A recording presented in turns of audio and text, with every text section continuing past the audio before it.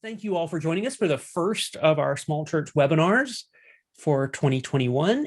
It is exciting to be doing this. It is sad that we're not in person, but there are some things that we can do that we wouldn't be able to do over these times. And you're actually going to get to hear a lot about, you're going to hear one of those tonight. And each of these three webinars is going to be unique in some way because we wouldn't be able to pull it off if we were in person. So, but we do hope we can gather again sometime very soon as small churches and friends of New Hope. So we welcome the small churches of New Hope, welcome the not so small churches of New Hope tonight. It's one of those gifts we can offer to the whole Presbytery. So I'm excited tonight as we start this series to welcome a longtime friend of mine and Brian Wallace. Brian is the Brian is the associate presbyter in, or what is your title, Brian?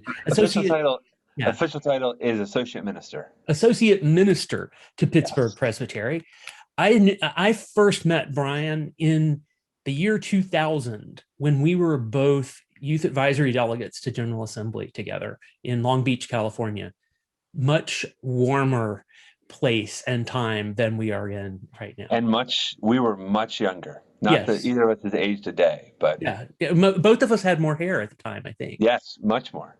Yeah. So we are, but I'm grateful to have kept up with Brian over the years, thanks to the wonders of technology, and to introduce him tonight to do this presentation for us. He's done it a couple times before. It's something I've come to realize and remind myself, I'm actually, when it comes to technology, I'm a software guy. I can help you understand how to operate your computer all day long.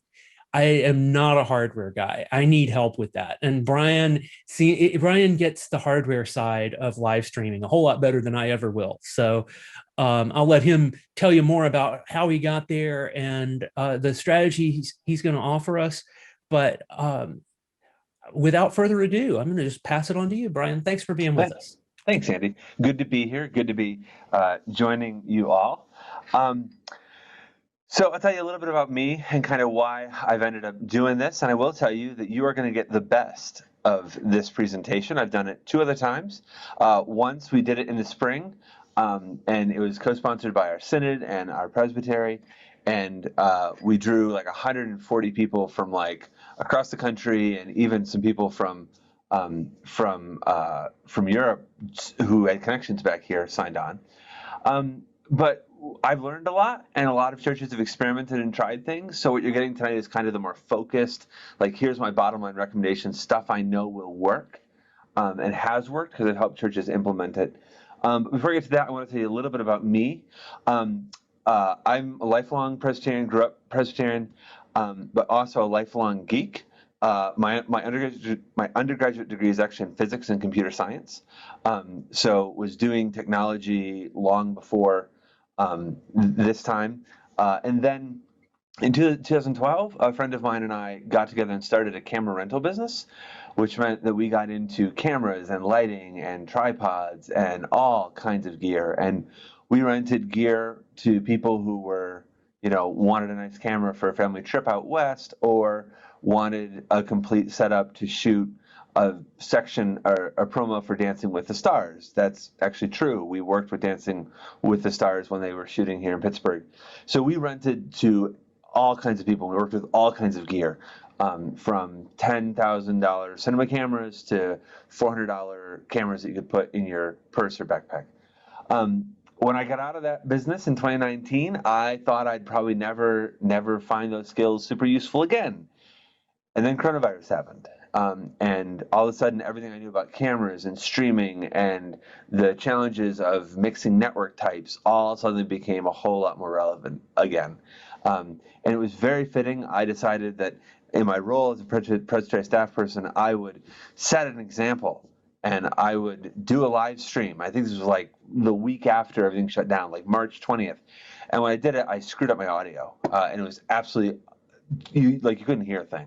And it was perfectly fitting to show the perils of doing live streaming. So I'm going to go ahead and share my screen so you can see kind of what I'm going to talk through.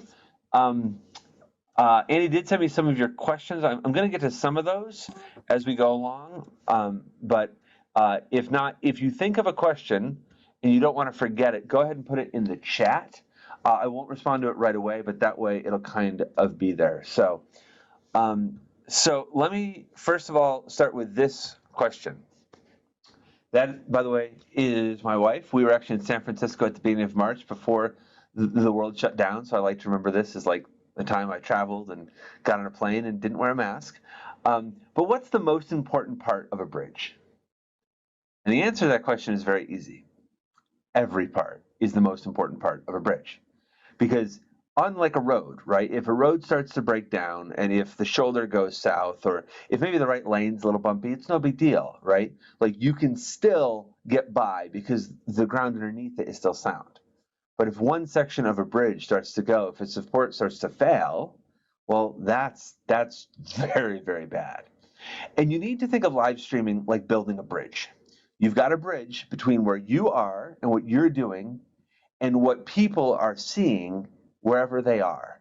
And you've got to get what's happening where you are to where they are across the bridge.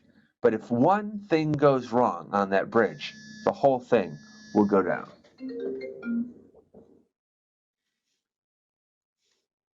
Can you all still hear me? My phone just rang, and I want to make sure I didn't throw anything off. We're good. Okay, good. So what's the most important bridge? Every part is. Well, the same thing holds true for live streaming. Now tonight, I'm going to talk about technical questions. The strategy question is something that you're going to have to answer for your church, your setting, and your goals. And here's the strategy question. Do you want people to be able to observe what is happening somewhere else? So presumably in a sanctuary or in a worship space. Or do you want people to be able to interact and engage with what is going on in that worship space? That's a fundamental question of strategy. The actual part we're going to talk about, the technical part of streaming, has to be the same. The only difference is the platform you would use. So for example, I'm just going to cover this briefly. If you just really say, look, we just want people to be able to hear the sermon, to kind of see what's going on in the sanctuary, but we're not really worried about them interacting a whole lot. In that case, you're going to kind of do what's called a one-way stream. You're just going to stream on a platform like Facebook Live or Vimeo or YouTube, or there's a bunch of different video streaming platforms. But that's just kind of, you want what's happening here to be able to be watched and heard here. The second one says, well, we want to do a little bit more interactive approach. And I'm particularly mindful about this for smaller congregations, because what I have found, at least in our presbyteries, our larger congregations so far are more focused on doing kind of the broadcast so people can see what's going on where they are. A lot of our smaller congregations are choosing to choose a more interactive option where people can be seen on the screen, where people can talk, where people can interact, but also where people can see what's going on in the sanctuary. So one is kind of a one-way, and the other is a two-way communication that allows a little bit more interaction between those who are watching from afar and those who are present. You have to decide for your mission strategy, ministry goals, what it is you're really trying to accomplish, because there's perils and upsides of both, right? The straight streaming, just here's what's happening in the sanctuary and you can watch, is probably the easiest because it's just here, video and audio, here, done. The other one, though, has some upsides. It allows some interaction. My home church in upstate New York is doing that second approach, but they've got this complicated as all get out system where they've got one laptop hooked up to the projector and the pastor's streaming off another laptop. And if somebody forgets to mute one of the two laptops at the same time, it feeds back.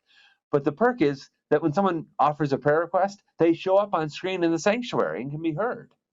So there's pluses and minuses. So what I would say to you is tonight, I'm going to try and focus on the technical stuff, because if the technical stuff doesn't work, it doesn't matter which strategy you choose. But you really do need to think about, for your church, for your congregation, for what you're trying to accomplish. Are you looking for interaction? In which case, you're probably looking at something more like Zoom worship. Or are you looking for a broadcast? In that case, you're looking more like Facebook Live or YouTube. But you need to answer the strategy question first. But the technical stuff holds true for both. So let's get into that. And I skipped that slide. The third one, and I've just kicked around this with a couple of my colleagues. Some of my colleagues are wondering what it would look like to create a dedicated online-only worship service. So instead of trying to do a live stream, they might have the in-person worship at 10:30 and the online worship at 9:30, and they lead the online worship from their office, and then go over at 10:30 and lead the in-person service in the sanctuary. And that's a whole different way to get at it as well. But the first thing for you to answer is, what's your goal? Okay. Second, if you can avoid live streaming, please do. I know you might think I'm kidding. I'm not. If you can get around it, don't do it. It's complicated. Live streaming is complicated. It's multifaceted with numerous things that can go wrong, even if it worked perfectly the week before. If you want proof, here's proof. This afternoon, I was on a Zoom call until 2:30. Sat down tonight at my computer, signed onto this Zoom. Guess what? My microphone, because I had rebooted, had decided to detach. It just wasn't plugged in anymore. So luckily it was an unplug and replug trick. But again, that was within a couple hours. Things go wrong. Power outages mess up network settings. HDMI cables and video cables are finicky and need to be unplugged and replugged. There's just a million things that can go wrong. And what I want you to think about is think about live broadcast television. CNN, Fox News, pick them. They always have technical issues, always. And they get paid hundreds of thousands of dollars a year in order to produce those shows. And even they have technical issues. So you're going to have technical issues. The second point is the best live streaming solution for your church is entirely dependent on your context and ministry goals. We have worked with churches in our Presbytery who have installed systems that cost them less than $1,000 and systems that cost them more than $10,000. I can tell you that some of the $1,000 systems are doing a better job than the $10,000 systems because they didn't get the right $10,000 system for their church. I'm actually going out to one of our biggest churches next Tuesday because their live stream looks terrible despite having spent thousands and thousands of dollars on it. So there is no one size fits all. I'm not going to offer a one size fits all. The most important element for live streaming isn't actually technical though. It's human resources. It's what you and your people know and can do and do it well. So I am biased in this presentation. You will hear a lot of references to Canon equipment because that's what I know best. If you have somebody in your congregation who loves Panasonic camcorders, and they love them and they know how they work, then use a Panasonic camcorder. Use what your people know well, not what I tell you to use. I tell my friends, if you don't buy Canon, I'm not helping you. You can call somebody else, but I'm not going to help because I'm going to spend as much time trying to figure it out. But it's all about human resources. What do your people know and what can they do it and do it well? So there's 5 pieces of the bridge you have to build. You have to record the camera or cameras and sound. You have to capture that and digitize it into a stream. You then have to take that stream and broadcast it. That broadcast has to go across an internal network, and then it has to go out to the internet. And those are the 5 aspects that you control. You control each of these 5 aspects. And I want you to think about this as though you're building a bridge, and you're building these 5 parts, and every one of these parts has to be perfect or good, or it's not going to work. So here is my bridge. Starts with you. You record it, you capture it, you broadcast it across your local network, goes out to the internet, and then over to your people. And you control those 5 aspects of the bridge. First, record. Now, for recording, for cameras, you've got 4 options to think about. Number 1 are a traditional camcorder. Traditional camcorders are out of style. When I take one to my daughter's band concert, somebody asked me where I found my camcorder because the 80s called and they wanted it back. Everybody's moved on to using phones and using all kinds of other things. But let me tell you, there is still a huge market and a huge value for traditional camcorders in live streaming. And here's why. Number 1, they come with power outlets. You can plug them in and unplug them and plug them in. Number 2, they have something called clean output. What this is the video that comes out of that camera can be fed right into a capture device. Don't need to mess with it. Don't need to change any settings. Just plug it in. And number 3, they can be remote controlled. If you have to mount one somewhere, they come with a remote that you can turn it on, you can turn it off, you can zoom it, you can do all kinds of things using a remote. They're great for this. The church that we attend, I obviously helped them set up their setup. This is a relatively large 900-member church, good-sized budget. We went with traditional camcorders because when we looked at all the options, they were the best one for what we needed. Number 2, there's designated streaming devices. And these are like Mevo cameras that are designed from the ground up for streaming. They're good. They're really useful. They're easy. What I don't like about them, especially for small churches, is they're single use. You basically can use them for streaming and nothing else. And what do I mean by single use? Well, let's say over the summer, you have a VBS, 20 kids at VBS, and you want to take some video of how much fun those kids are having. Can't do it if you've got something that's dedicated for streaming. If you've got a regular camcorder, you can unhook the camcorder, take some video of the kids, and then put it back in. PTZ cameras are similar to streaming cameras. They're small, they're wired and small, and they're easily mounted, and they can be controlled easily. And if you're in a larger church with a little bit bigger budget, likely if you go to a contractor, they will tell you, use a PTZ camera, all right, for all these reasons. What I can tell you is PTZ cameras are designed to be surveillance cameras. And a lot of people I know who have gone with PTZ cameras are disappointed because their worship video looks like a surveillance camera. And last, cinema cameras are top quality, and if you're in a large church with a terrible lighting, this is probably your only option to get really good image quality. For every solution, no matter what, you're going to have to think about how you're going to mount it and how you're going to hook everything up to it, right? So are you going to mount it in the back? I worked with one church where they decided that they were going to cut off half a pew to install a kind of booth thing where they could stick a tripod and just mount it there and run power to it. Others decided to stick it up in their balcony and like hang it on a wall mount, right? You're going to have to think about where you're going to mount it and where you're going to mount it to get the best picture, right? The easiest place to mount things is off to the side. The problem is then all you see the whole service is this. You really want to try and figure out, okay, what's going to get the most of the preacher, the liturgist, the musician? What's going to get people the most look at people's faces?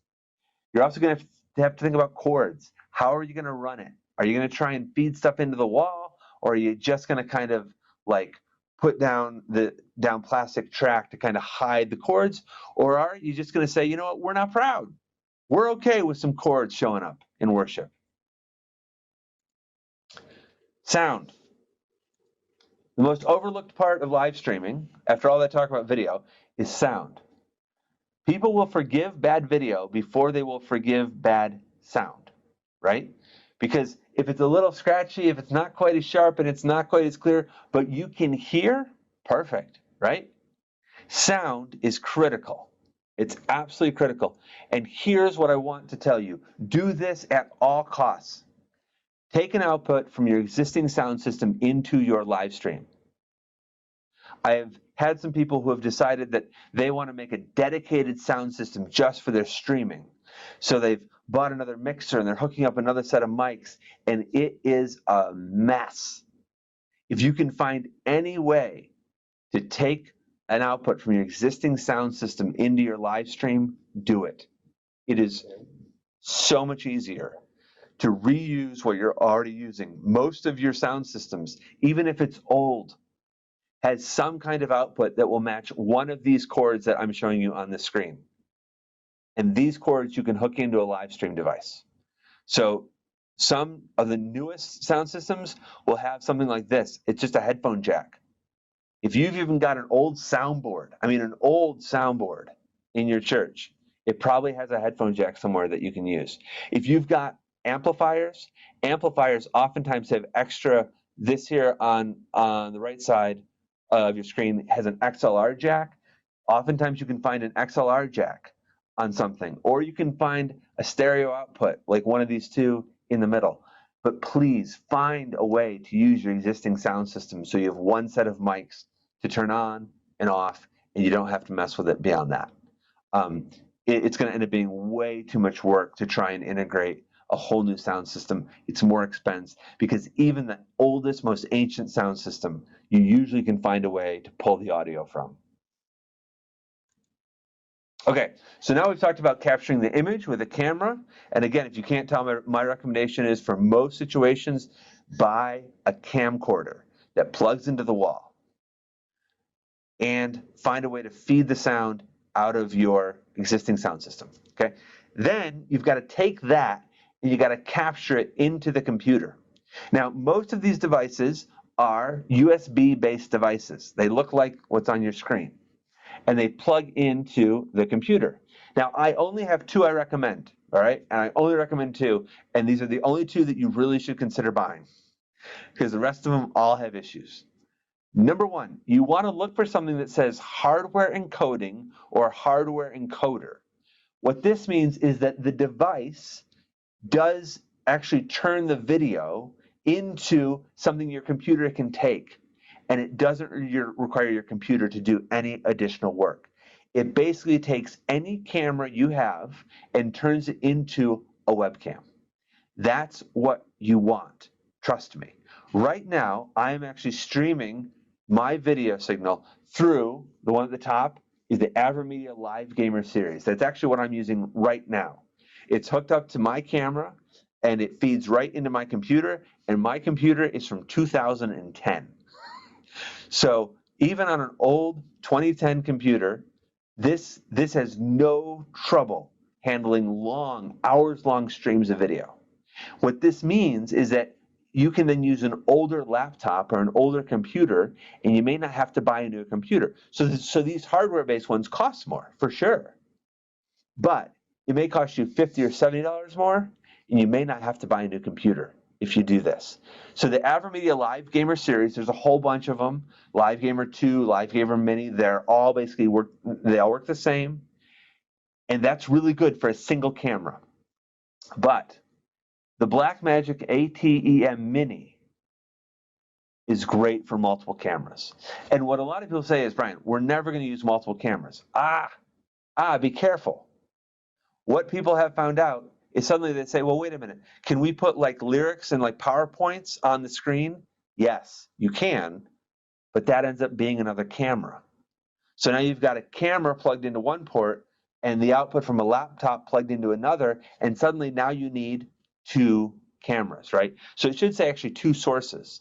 If you want to be able to put any kind of PowerPoint or any slideshow into the stream easily, then you definitely want to go with the Blackmagic ATEM Mini devices. Now, I swear by this device because our Presbytery bought one. We've used it for 2 Presbytery meetings. I hook up 3 cameras and the output from our slides, and it works seamlessly. It works beautifully. In fact, what you can do is you can use picture-in-picture. So during the meeting, we'll have the speaker on the big screen, and down in the corner, we'll have their slides, or we can flip it around. It's great. Now, it costs about $600 versus about $100 or so for the AverMedia, but I'm telling you, for multiple sources, to give you a little more flexibility, I really love the ATEM Mini series for capturing. So those are the 2 that I could recommend. I'm sure there's others out there. What I will say is if you go on and you find the $50 one that is on Amazon, don't buy that. Trust me, don't buy it. I've seen YouTube reviews. They break them down. They're terrible. They're manufactured in China. They don't even have a brand name on them. Steer clear of that junk. It is junk. You're going to buy it, and you're going to have to buy something better. So please, if it costs less than $100, don't bother. Buy something good. Buy something that will do a lot of the work for you so that it just feeds easily into your computer. Both these, by the way, do hardware encoding. Broadcast. Usually a computer. And for 99% of the cases I know of, we're using a computer. Sometimes There are dedicated streaming devices, but I'm not going to cover those. The easiest way to do this is to use a computer. And the reason is that everyone, or not everyone, but a lot more people know how to use webcams and know how to use Zoom, and those skills are now transferable into using a computer base to do streaming. So use a computer. And as I said, the beauty of the hardware-based devices, like I just talked about, is that they then show up just like a webcam. You don't even need dedicated software to do it. Most of the churches around us that have the ATEM aren't messing with software at all. They're plugging into the Blackmagic device. They've got the feed from their slides, the feed from the camera, and they just have it on picture-in-picture. And that way you don't need to worry about adding titles or anything. They just put the two on screen, start the service, and let it go.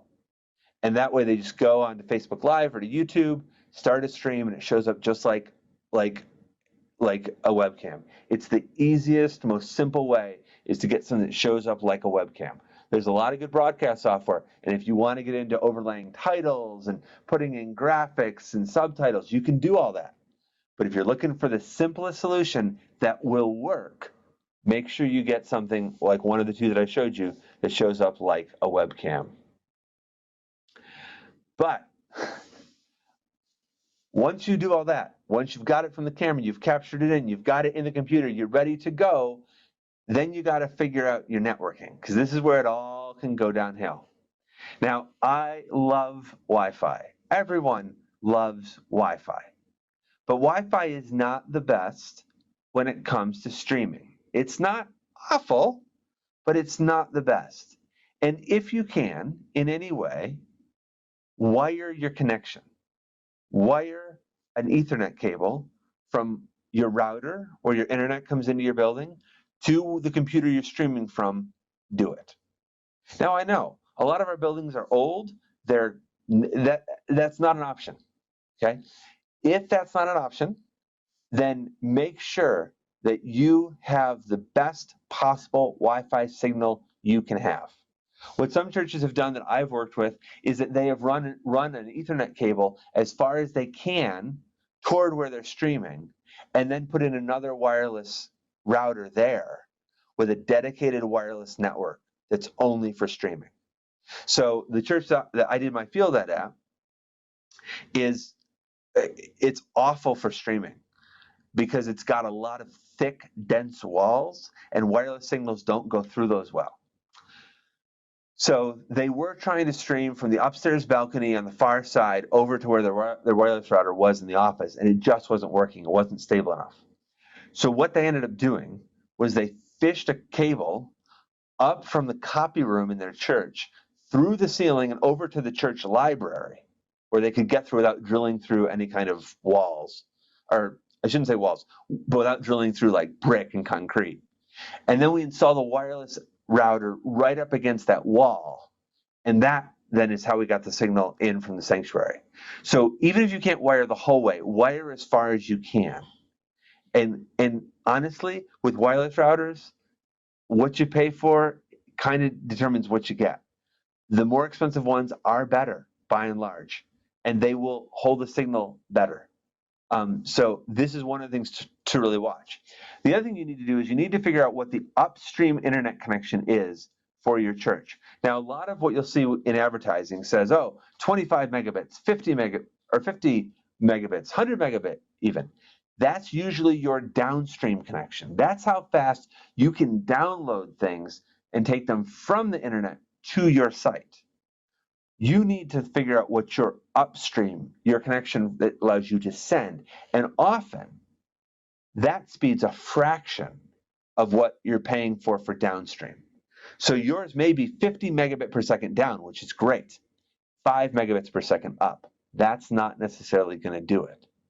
So what I would advise you to do is go to this website, speedtest.net, and test your connection from where you're going to be streaming, right? And all three of these numbers matter.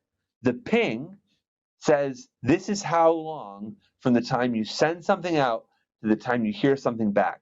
A higher ping number means that you have a less stable connection. There's more what's called latency in your connection. Okay. Speed test will also give you some information on what's called packet loss, how much data got lost as you're trying to upload it, how stable is your connection, those types of things. So if you do nothing else, the next step for live streaming from your building is to go and get on speedtest.net and run a speed test. Okay. I did a speed test here from home. As you can see, I'm spoiled. I have Ryzen Fios, so speed and streaming is not a problem for me, all right? But if you're somewhere where you've got 5 megabit per second connection upstream, I will tell you that's going to be hard to stream. 10 megabits is about the minimum that I recommend to even try live streaming. 25 megabit per second is great, especially if you're on Wi-Fi. You need as much overhead as you can. The other thing, not that our people use their cell phones in church, but keep in mind that when people in your building walk in and their phone gets on the Wi-Fi network, they may not even be listening, like they may not even be on their phones, but all of a sudden their phones will start checking email, receiving text alerts, all that kind of stuff. It doesn't take up a lot of bandwidth, but it does create network congestion. It creates traffic on your network. So some people, some churches have gone and did just what I said. They've installed a second Wi-Fi network that no one has the password to except that computer. So that at least at that point, it's dedicated. They're not getting extra wireless traffic on the wireless network. That will help. So here's my best single camera, do it as cheap as you can, $508 solution. Okay? And this relies on you having some existing equipment. Number one, you buy a Canon Vixia HF800 camcorder. Last time I checked, they were running about $219. You use your existing soundboard, you set the camera next to the soundboard, and you take a headphone jack from your soundboard or your amplifier and feed it right into the camera. You take an AverMedia Live Gamer Mini for $139 last time that I checked, and you find an existing computer, your existing Wi-Fi network, and your local ISP, local internet service provider, and then miscellaneous items, right? A tripod, a monopod, a 3.5-inch audio cable, just some other accessories you might need. And there you go, 500 bucks. Maybe this will work if you have all those other pieces, right? If you have an existing computer and your Wi-Fi is good enough and your local internet service provider is good enough, maybe that'll work. What's good about the system? One, this is a good basic camera for a well-lit sanctuary, right? If your goal is to simply get so people can see the front of your sanctuary, right? And whether it's your band or it's your pulpit and lectern, or if you just want people to be able to see the front and hear, this is a good basic single camera setup. And the nice part about single camera setups, you start it, you let it go. You don't change it during the service. This is a really good basic setup. Here's a basic setup, but it has a better camera. So if you're somewhere where it's just not quite as well lit, or you buy the $200 camcorder and you set it up in the back of your sanctuary and you set it up and everybody looks like they're just blinking. There's so much what's called noise in the picture. Well, then maybe you need a better camera. And here's a recommendation. Canon Vixia HF-G21, a much, much better camera. Also, Canon Vixia HF-G50 would be a very similar one that has come down in price a lot. Everything else is the same. Better camera, better image quality. One of my former youth group students is the Christian ed director at a church that I don't know what it was, but they didn't believe in windows when they built this building. It is like a dark, dank barn. It's awful. And over the years, they've installed additional lighting, and it really hasn't helped. They had a really cheap camera, and it looked really bad. It was distracting. It was so bad. They upgraded to something basically the same model as what is on your screen, and it made a night and day difference. Did it look like Hollywood? No. But was it good enough? Yeah. So sometimes, especially if you've got a dark sanctuary, you're going to need to look at a better camera in order to do that streaming well. This is my favorite setup. This says, you know what? We want a zoomed in setup for the pulpit. We want a zoomed in setup for the lectern, and we want a whole shot of the front. And that's all we want. We want 3 shots, we want to set them and leave them. Add everything else in, right? You get a better live stream switcher. You go to the Blackmagic ATEM Mini. Everything else stays the same. Miscellaneous items, it costs a little more because you're going to have to mount more devices. But then all you need is a person in the back to hit 1, 2, or 3, depending on which camera you want to view. This is easier, by the way. It is easier to buy more cameras than trying to adjust a camera in the middle of a service. It is easier, smoother, and more professional to simply have 3 cameras than it is to try and have somebody who adjusts 1 camera during the service. So again, my home church where we worship now, this is exactly what we did. We've installed 3 cameras. 1 is aimed at the pulpit, 1 is zoomed in on the lectern, and 1 shows the whole front. So when the service is beginning, you just look and you just get the front view. When the announcements start, it's zoomed in on the liturgist. During the sermon, it's zoomed in on the pastor. When the reduced choir of 4 people spread 15 feet apart sings, it's on the whole front. Okay? And that's what we did. This was the easiest for us to get a little bit better, to kind of look a little nicer, but to still have a pretty simple setup. You do need an operator, but they just hit buttons. It's way easier. High-end solutions, I talked a little bit about Mevo and Sling Studio, and I don't really recommend those. What I will recommend is that if your head is spinning on all this, there are contractors who do this type of work. They will cost you more. There's no other way for me to put it. They will cost you more. But sometimes it is worth it. If you can swing the budget, sometimes it is easier to bring in a contractor who can give you a one-size customized, ready-to-go solution. The downfall with contractors is that oftentimes that requires a technical level of know-how that people in your congregation may not have. So beware of contractors. They can be great.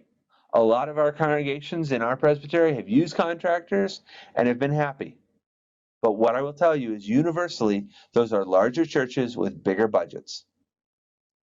All of our smaller churches in our presbytery have gone to their own solutions that they have worked with and they've kind of wrestled through to figure out themselves and have found those solutions to be much, much better. So if you're in a bigger church, it may be worth it to talk to a contractor.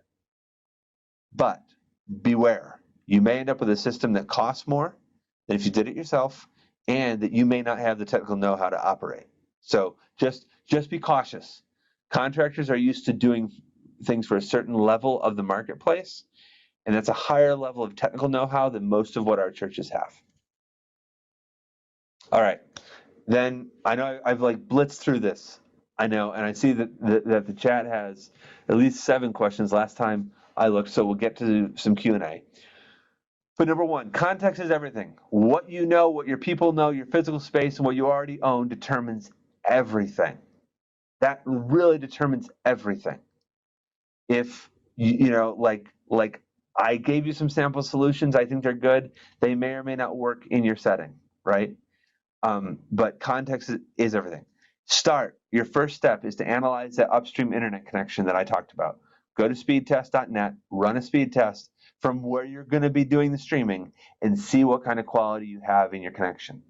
If you've got a 3 or 4 megabit upstream connection and it shows you that there's a lot of that it's not real stable, the live stream is going to be really, really difficult to use. You'll notice that even some of us who are in our houses who have good Wi-Fi connections will occasionally freeze up on Zoom. Take that into a sanctuary and amplify it all the more. You're still going to sometimes have those types of issues. And finally, find out what your people know. This sounds really stereotypical, but it's a great time to grab your favorite millennial and empower them. Figure out what they know. Figure out what they are used to, all right? This is if you've got, by the way, I did this presentation for Beaver Butler Presbytery, which is just to our north, and I got a call the Tuesday after saying, thanks a lot. My pastor said I'm the only millennial in the church, and now I'm in charge of live streaming. Good job. So now you got to help me out. But figure out what people know. They may have a better solution. They may know something that I don't know. That's fine. That's fine. If it'll work, It'll work. The point of live streaming is never the technology or the gear, right? It's the ability to engage people with the message, with the word of God. It doesn't matter how it gets there. I like Canon. Other people like Sony. Some people like Mevo cameras. If it works, do it. There's no right or wrong solution. Well, I shouldn't say that. There are wrong solutions for every church. There are multiple right solutions for every church. The multiple right solution is the one that's going to work, and it's going to cause you to not call the Board of Pensions up and say, I'm done, I'm out, I retire. Okay? If live streaming is going to push you into early retirement, don't do it. It's not worth it. But find out kind of what your people know. I have 4 sources that I recommend for buying this kind of stuff. Unfortunately, they're all big box national chains. We don't have anybody here locally that does this in Pittsburgh. So you can buy a lot of this stuff on Amazon. You can buy a ton of stuff at B&H Photo, which is a superstore in New York City. The nice part about B&H Photo is that they, please don't hear this wrong, they are good Jewish folks, and therefore they work well with nonprofit organizations, tax exempt, and they understand when your invoice doesn't get paid.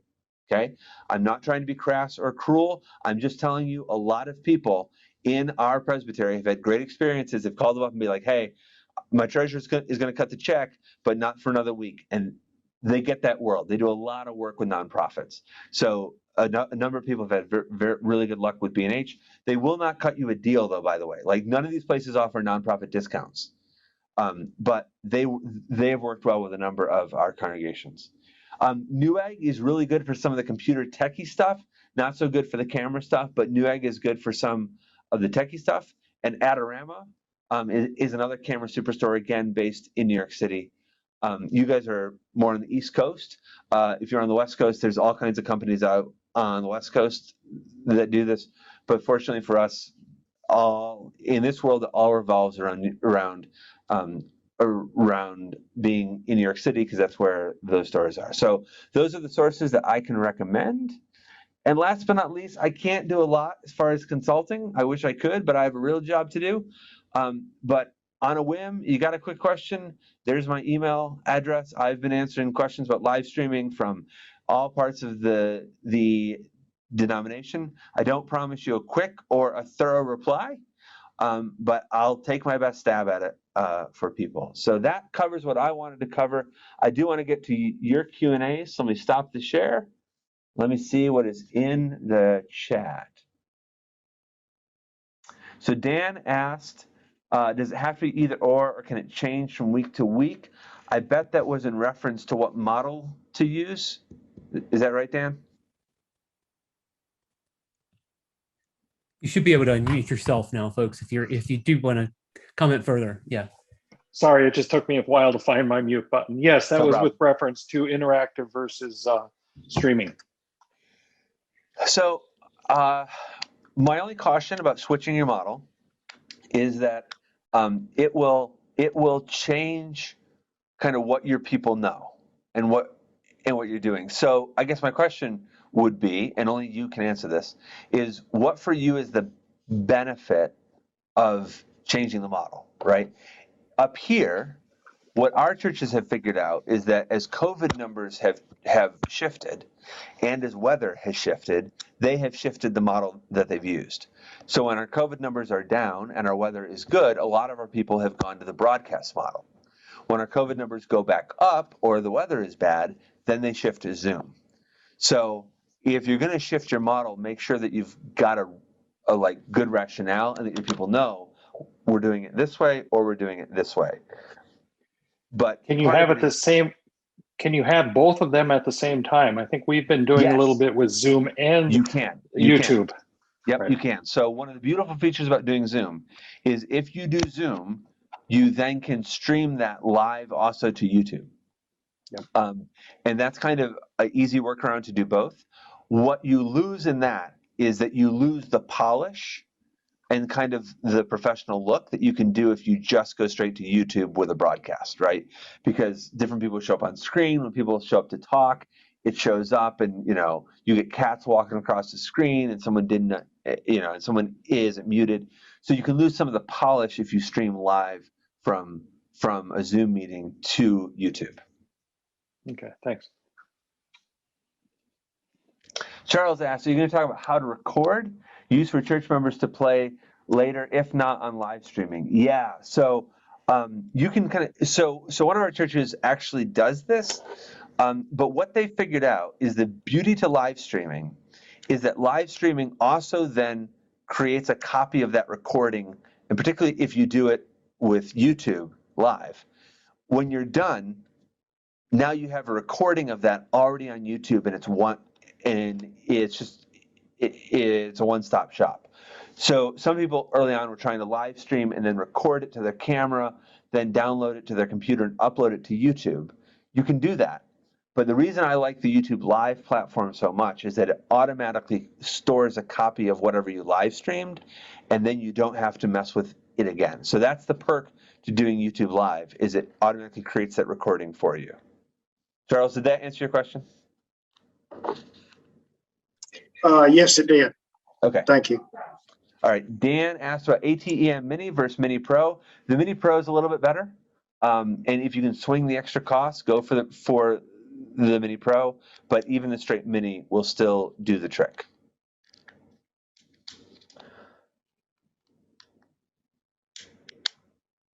Yeah. And Andy comments on the wired connection. Yep.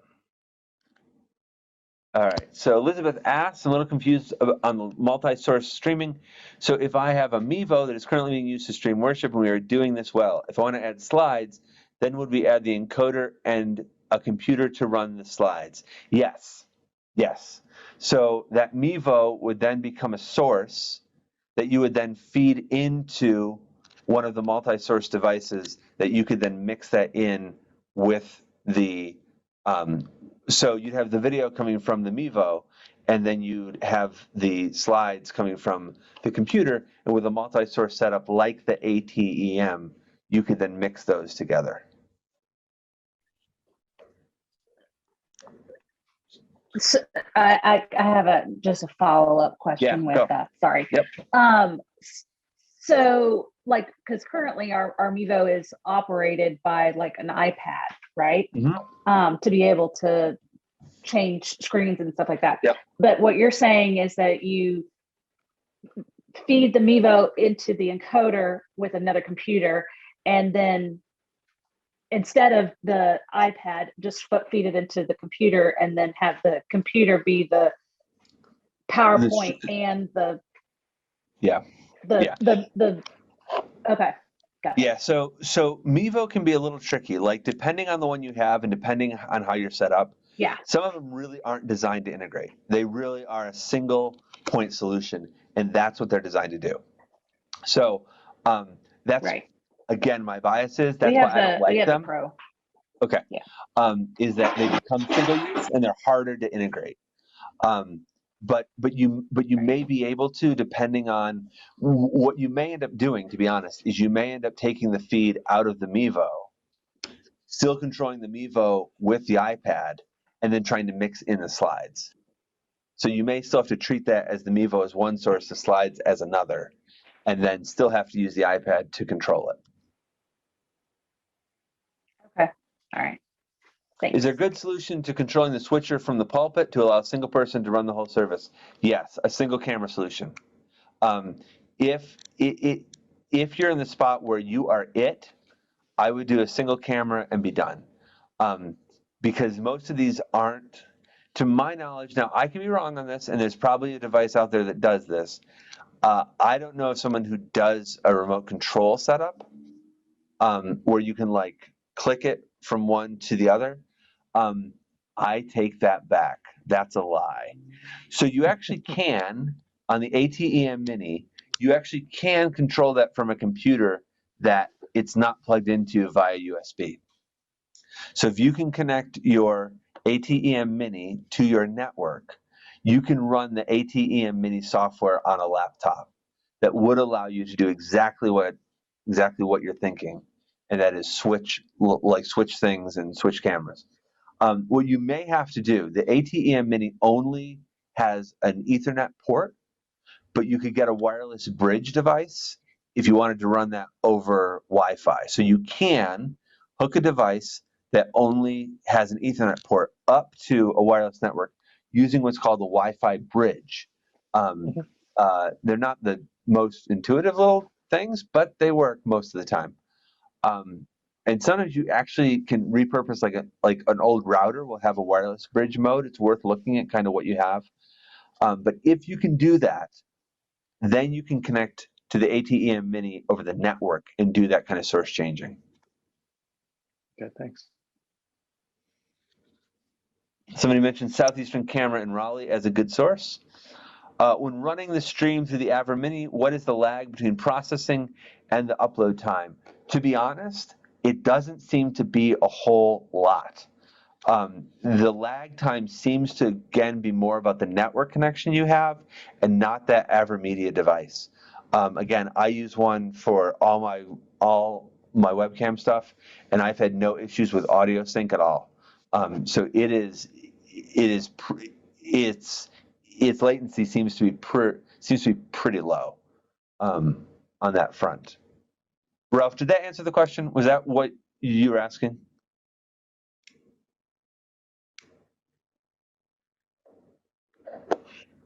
I can't see him. He said yes in the chat. Okay, perfect. Oh, hey, he put it in chat. Okay. Does it make sense to live stream standard 11 a.m. worship but have Zoom type gathering at a different time for prayer requests, catching up, etc.? Absolutely. Absolutely. It makes a ton of sense. So what some of our churches are actually doing is that they are appointing a Zoom host whose job it is to function as the host on Zoom. And they're the ones who are monitoring the chat. And so they'll say during prayer requests, right? They're the ones who speak up and say, Jennifer is on Zoom today, and Jennifer wants us to pray for her mom who's having tests done. That's a neat kind of way to one kind of appoint a Zoom host to like welcome people. It's tricky because they can't necessarily talk to people once the service starts, but think about it as a digital greeter who is going to greet people who are signing on through Zoom, monitor the chat, keep an eye on those people. It's a little more personal face. That's one way to get at that. The other one that I've seen is where the pastor gets on the Zoom at like 10:40 and just says hi to everybody then, and then at 11 o'clock does the live stream. It takes a little more planning than at least I was really good at as a pastor, so I'll only speak for myself there. But absolutely. I also know some of my colleagues that have simply said, Brian, I'm not even going to try and live stream. At 10 o'clock, I'm doing a Zoom meeting. Anybody who wants to sign on for Zoom, we're going to kind of go through a reduced liturgy. I'm going to do my sermon. We're going to do some Q&A. And then at 11 o'clock, I'm doing the same sermon for the regular service. That's totally doable, like to sit in your office and do that. If that's going to be easier, right? It's still more work. All of this is more work. But if that's going to be easier, more sustainable, and more life-giving for you, just do that. Just do that. If we're honest, like, please don't throw virtual darts at me, but the music, when live streamed, always sounds bad. It just does. Our sanctuary acoustics are not designed for recording. They're echoey. They're designed to echo, right? We want a big room sound feel. That's what we get. And microphones just don't pick that up well, right? A lot of people really appreciate the music, but if it's going to be easier to just sit and talk to your people, 10, 12 people on a Zoom meeting, share your sermon, get some feedback, and then go lead 11 o'clock, I would just do that. Can you live stream to both Facebook and YouTube Live at the same time? I've heard differing answers, but the way that we have done it is that we have started a Zoom meeting, streamed it to YouTube, then taken the YouTube link and posted it to Facebook. One time it worked perfectly. One time it didn't. I don't know why. I just don't know. It's one of those things that at our September Presbytery meeting, it worked beautifully. At our December meeting, it just didn't. And I sat there and I tried and I tried and I tried and I couldn't get it to embed. So I guess the answer is maybe. Maybe Brian, you can. I can try to answer a little bit of that. Yeah, I do think that it's possible To do that, it usually involves a third-party service. So you actually stream to the third-party service, which then pushes it out to Facebook and YouTube separately. So it is not possible within Zoom to stream to both at the same time. Zoom only allows one. Zoom allows one. Yep. Yep. Yep. Zoom. Can you comment about copyright issues, both using YouTube videos and a service, and your stream and your service if you stream it there?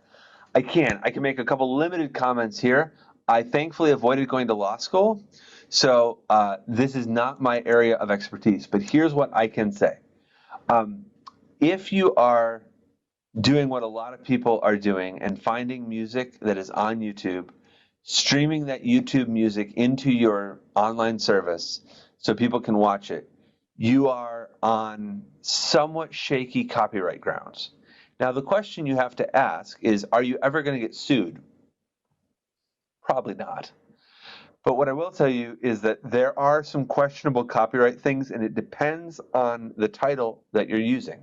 So it's not even the same for every song on YouTube. Some songs on YouTube, nobody cares if you use them. Other songs on YouTube, a lot of people care if you use them. There are some services that allow you to buy the rights that include streaming for a song.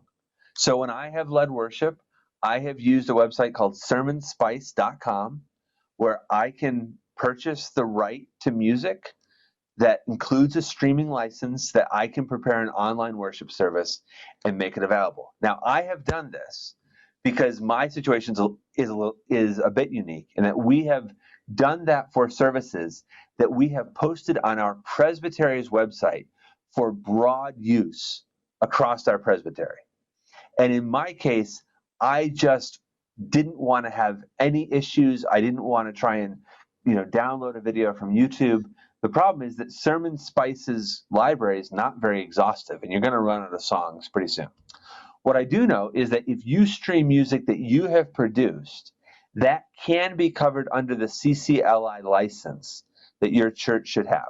So if you produce it, you're probably in the clear as long as you've got CCLI. If you're taking stuff off YouTube, that gets into fuzzy copyright land, and it's not something I would recommend. In part because that type of video just doesn't tend to stream very well.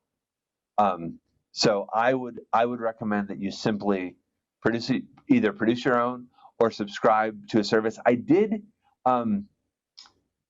find out in one of our churches, and I don't know a lot about this, but they have a digital version of the Presbyterian hymnal because their organist quit. So they just program the songs into a MIDI player. I would guess from a copyright standpoint, you'd probably be okay using that and streaming that. I would guess that's on a little bit shaky ground, but I don't see why, given how it's already digitized and things like that, you wouldn't be okay. Bottom line is, if you produce it yourself and it's covered by CCLI, you should be fine. Price range for the encoders. Encoders range from about $100 for the cheaper but still reliable ones. The ATEM Mini Pro is $595. Is $600. Anything above that, you're probably going beyond what you actually need. You can spend a lot more. You can spend like $2,500, but don't. It's not. You might get better video quality, but it's not probably going to be worth the money for that. Can Proclaim and ATEM Mini software run on the same laptop? Yes, as long as your laptop is beefy enough, has enough RAM, and will stay cool long enough to do that. So if you're going to do that, what you need to do is you need to test it for an hour and a half, and preferably test it in July for an hour and a half, and see if your laptop will maintain the performance level the whole time. If you're on a desktop, you're probably going to be okay. Laptops have a problem, whereas they are not designed to sustain high processor loads for a long period of time. Especially lower-end consumer laptops, they don't have cooling. They have little fans in them that are designed to keep it from burning up. But what happens is that if you're running too much stuff on a laptop, it begins to chew up more memory. It begins to have to access the hard drive more. That creates more heat. The heat then heats up the air inside. The processor then slows down so it doesn't cook itself, and then performance drops off. So you can start it and 5 minutes in say, this is awesome, this is working great. And then 45 minutes into the service, everybody looks like this. And you're freezing up and you're done. So if you're going to do it, test it for a good long time to make sure that it's not going to overheat. That's actually why desktops are well. The other thing about that, though, is that it sometimes in that situation can actually come down to how much RAM your computer has, because especially, I'm just going to say it, if you're running Windows, Windows is notoriously bad at managing memory.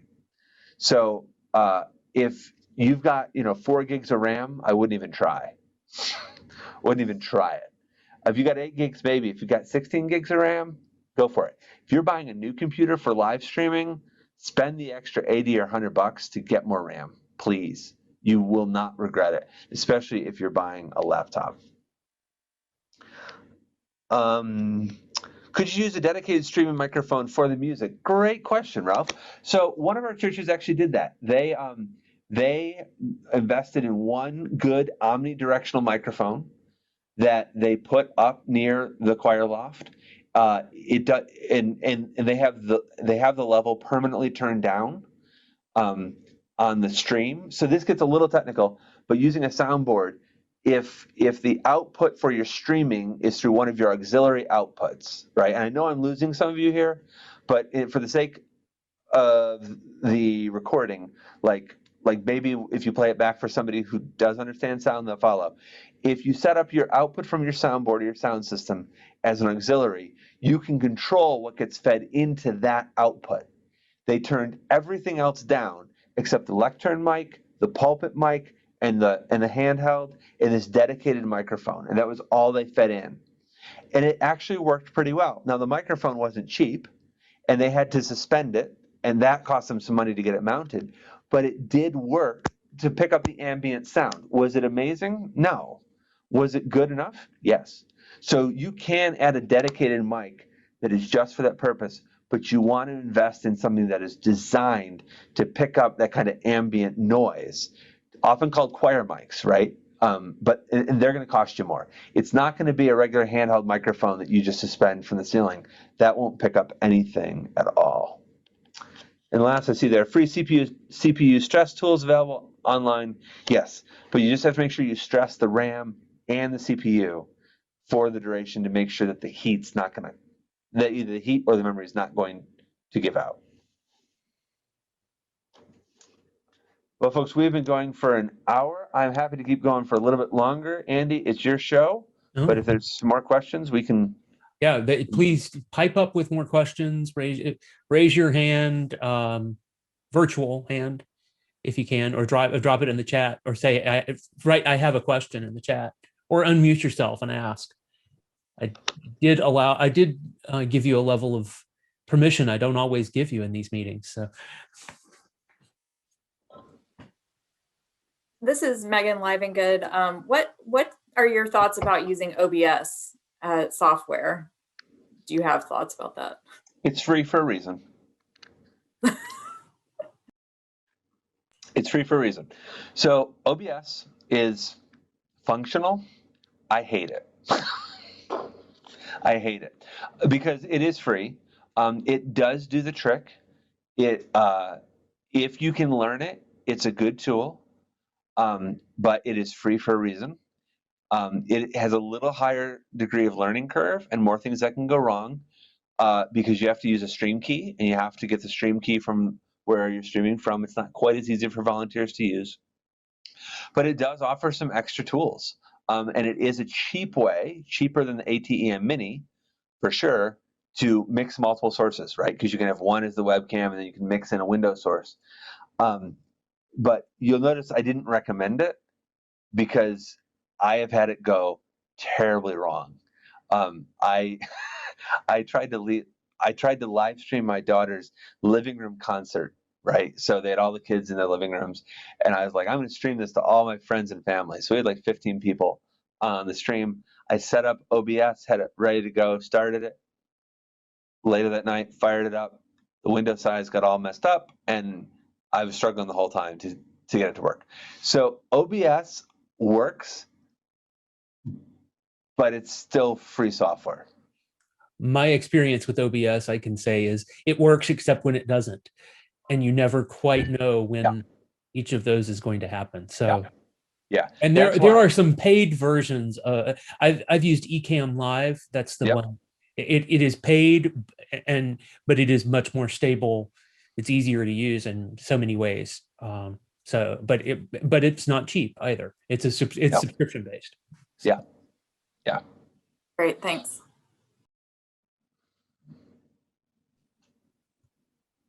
Other questions from folks along the way? I got one question here. It says, can you recommend simple self-training audio and video guides, books, etc.? Unfortunately, I'm sorry to say I can't. And if anybody else knows of one, please put it in the chat or speak up. I'm pretty much all self-taught on this stuff, and worked with a really good sound guy in my first church who taught me everything I needed to know about sound. So I off the top of my head cannot think of one. I'm guessing there are, but I can't make a recommendation on that one.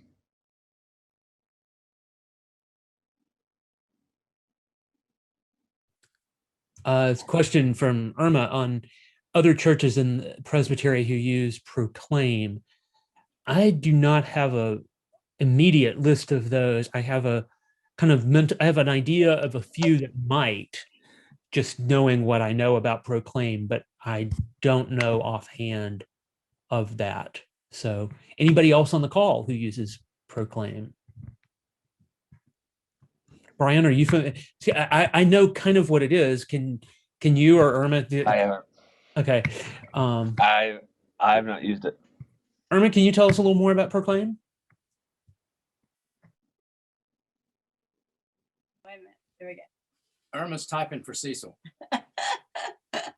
So Proclaim is a software-based church service similar to ProPresenter, and our pastor, and I'm sure lots of others, are currently doing it virtually using PowerPoint. What Proclaim does is it provides slide-like features, but it also has a start and stop recording. It also has access to scripture verses and song verses that can be pulled into the slides. Okay.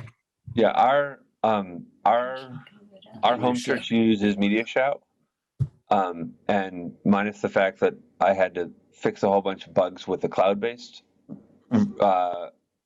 version, it is nice because what tools like that do is they create a library for you, so you don't have to copy and paste slides in every single week. You go in and say, Lord, I lift your name on high, drag and drop, you're done. Mark 3, 1 to 12, auto create the slides in ways that are printable. It saves you a lot of kind of copy and pasting and stuff like that. It lets you build up that library of graphics and pre-built slides. I'll tell you what, they're nice. They are really nice. And particularly with the cloud-based ones, it's nice because you have multiple people work on it. Exactly. That's a nice feature. Yeah, Andy, one of my best friends who's a really good audio guy, goes to the Methodist Church here in Butner, and they have been using Proclaim for quite some time. Our pastor, Susan, does a fabulous job with PowerPoint, and we're currently in the evaluation of whether we continue with PowerPoint or whether we go Proclaim, which is $30 a month, basically. They're very similar, but there are some pros and cons both ways. I think, it sounds very interesting. One of the things, and Brian even mentioned this in his own presentation, I've found it really important and something to evaluate and assess is to be able to, can you present in a window? Because if you have a limited number of people who are in a leadership role or only one computer to work from, you want that computer to be locked down to just see one window. So just, that's one thing to check and make sure as you're evaluating, does it need to take over the whole screen or can it operate in one window and then you have other things running around the edges? So yeah, it's our understanding, and I don't want to go down a rat hole here, but It's our understanding, just like it was being discussed earlier, the Canon camcorder would be source one, and the live the presentation, whether it be PowerPoint or Proclaim, would be a second source. And the switcher would have to decide at what point in the service which one is actually the one that's going out to the internet. Yep. That's great. Any other questions? And Megan dropped a good idea in the chat. I'll speak it for the whole. Look up AJ the CEO. No relation to me at all. AJ the CEO on YouTube, who sets up live streams for a living, and his videos have been helpful to her. So thanks, Megan.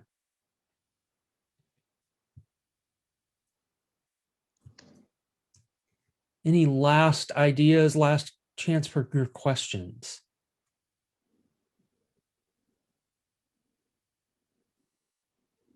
Well, I want to thank Brian for his great wisdom, his willingness to share it tonight with all of us. It's really a huge, huge gift to have this. I've learned a tremendous amount. I'm going to be coming back to this recording and sharing it. But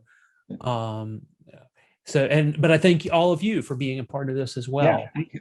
Thank you. And because this is going to be an important part of how we are church, not just not just until we can get back in our sanctuaries more regularly, but for the long term. Yeah.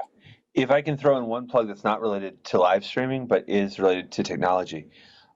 If you don't have a Zoom room set up in your church yet, begin to think about what a Zoom room could look like and what you might want for a Zoom room, and look up what's called the Owl webcam on Amazon. One of the things that I found with a couple of our churches is people are beginning to say, well, I might be able to serve on session if I could Zoom in if I needed to. And this could be a game changer, especially if you're somebody who struggles to get people who travel a lot for work or have kids, or third category, don't drive at night, right? If you struggle with those three categories, having a built-in setup ready to go so that you can say, yep, let's set it up, Zoom in, who can, those who are in person can be, that you have a ready-to-go hybrid meeting room. I think that's going to go a long way, even after 2023, when God hoping like we're at containment levels for this. I think hybrid meetings is going to be the default expectation for our people moving forward. The Owl webcam, it is not cheap. They cost $1,000. You can find them used, but they are amazing for committee meeting type stuff. We've done an incredible amount of stuff hybrid already using the Owl and had tremendous success. It's got great microphones, decent video. So I highly recommend looking up the Owl webcam and thinking about kind of a Zoom meeting room in your space. I can second both of those ideas. I know of at least one of our churches that has an Owl, and we have borrowed it for a Presbytery meeting once, and I am still trying to get budget permission to buy one. Yeah. Ed, I know I see you smiling down there. So Andy, our synod actually got a deal. I can't remember how many we had to purchase, but it might be worth looking into seeing if you can get a group discount on them. Because I know our synod did get a group discount, because I don't remember how many it was though, but it might be worth looking into. I can do that. And White Memorial in Raleigh has installed, I think, 3 Zoom rooms around their campus. And for our Presbytery gathering in a couple weeks, we'll be using one of those for the in-person portion of that. So some of you will get to see that in action from afar. And then hopefully you'll get to see they're pretty cool. I just saw it for the first time a couple weeks ago. They're incredible. Like they automatically pick up who's talking, and they can put up to 3 individual speakers on it. So it dynamically shifts, and it shows the whole time a 360 view of the room. So people are at home can still see the whole room, But if I'm talking and Andy's on the other side talking, it'll split the window and put us side by side so you can watch both sides of the conversation. And then if Margaret starts talking over here, it'll push us into thirds and you can see all three people at the same time. It is really cool. And it works like a regular webcam. You plug it into the wall, you plug it into your computer, and it does it. You don't have to set it up, control it, nothing. Yeah, that's the meeting owl. The Zoom room is a whole different thing. Yeah, that's also does amazing things. It's quite cool. Yep. So, well, thank you all for being a part of this. Thank you, Brian. I realize we didn't open with prayer, but I think it might be worth closing with prayer for those of us who are left. And I'm going to, Ted, I'm going to ask you to close us in prayer since you're with us. Great. Okay, glad to. Thank you, Brian. Thank you for the time, and thank you for sharing your wisdom and your background. We really do appreciate it. Oh, you're welcome. You're welcome. Let us lift up our hearts in prayer. Oh, gracious and holy God, we thank you for Brian's presence with us this evening, for the wisdom and the knowledge that he has shared. And we thank you for those who have made the time to be here to listen, to learn, and to think about new ways of being able to reach out to the community of faith. We pray, oh God, that as we live into each day, we may meet the challenge that is before us. And sometimes when we feel overwhelmed by all the technology, we pray that we may remember there are those that we can call, who we can call on to help us as we navigate our way through this new age. We thank you for the continued presence that you have with us in this time. And though we do look for the day when we are back together in person, we are also grateful for the use of this media form that helps us to glorify you, our one living God, in whose name we pray. Amen. Thank you, Ted. Thank you all for being with us. Thank you, Brian. Everybody have a great evening.